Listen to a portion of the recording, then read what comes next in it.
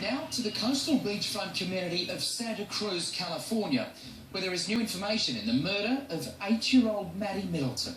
Here's Andrea Ice. Matt, such a tragic case. A teenage boy is now in custody, and we're teaming up with our affiliate, CrimeWatch, for the very latest. Maddy Middleton, only 8 years old, goes missing. The frantic search to find her is on. Maddy's mother, Laura Jordan, still trying to come to terms with what's happened. I already fell apart. Now I'm just in survival mode. I can't explain how difficult this is.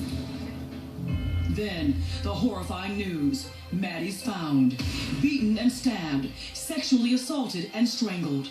Her father struggling to handle a devastating loss. It's a hard loss, my little angel.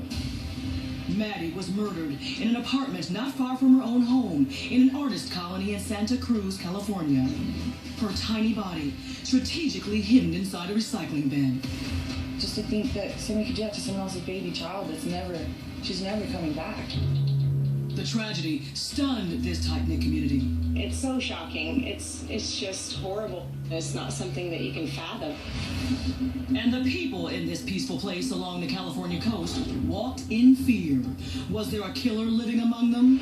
We have to be careful, even our neighbors, where the kids go. Who in the world would want to hurt this sweet little girl?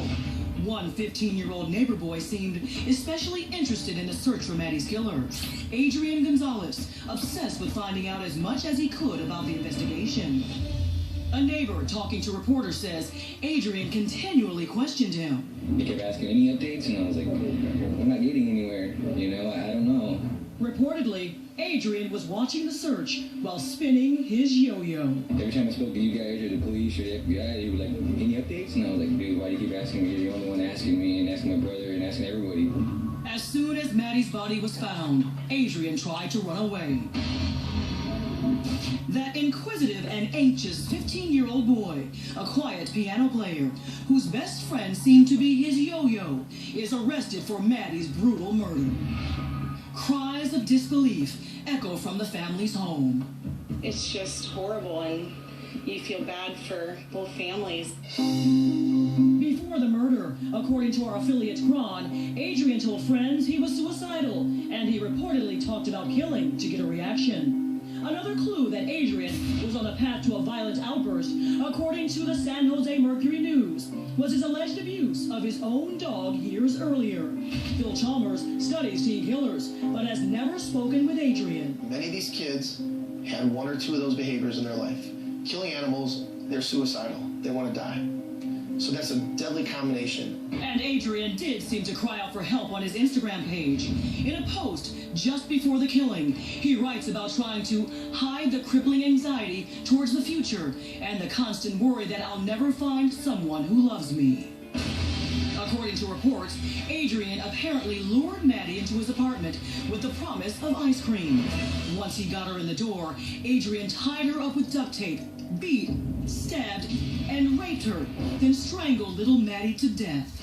His classmates say it's hard to believe he was capable of such vicious crimes. I didn't really believe it at first. I still can't really picture him being the type of person to do that. Adrian Gonzalez pleaded not guilty to murder, kidnapping, and sexual assault. The district attorney is charging Adrian as an adult. You look at the nature of the crimes, you look at how the crimes were committed, you look at the age of the offender, and you look at criminal record. Maddy's father wants justice. You want to make sure that if he did this, that he's not able to do it again. But also peace.